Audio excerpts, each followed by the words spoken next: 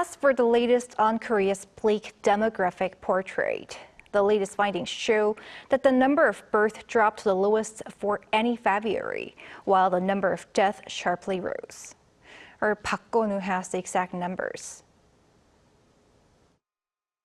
South Korea's population shrank again in February. According to preliminary data released by Statistics Korea on Wednesday, the number of births dropped 3.3% on year, with just over 19,300 babies born.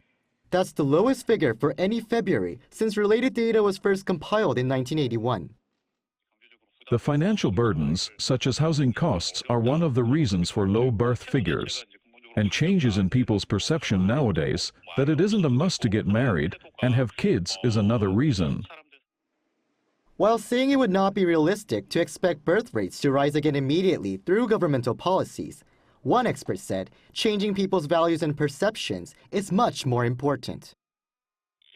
Instead of encouraging people to have children, it might be better to come up with policies that allow people to know that society is able to support people with different thoughts and different types of families, such as an unmarried woman having a child. Also in February, the number of deaths jumped by 9.6% on year to nearly 30,000. According to Statistics Korea, the country's aging population pushed up the number of deaths for people aged 85 and above, while data was also affected by the extra day in February, with 2024 being a leap year. With more deaths than births, South Korea recorded a natural population decline of more than 10,000. That means 52 straight months of natural population decline.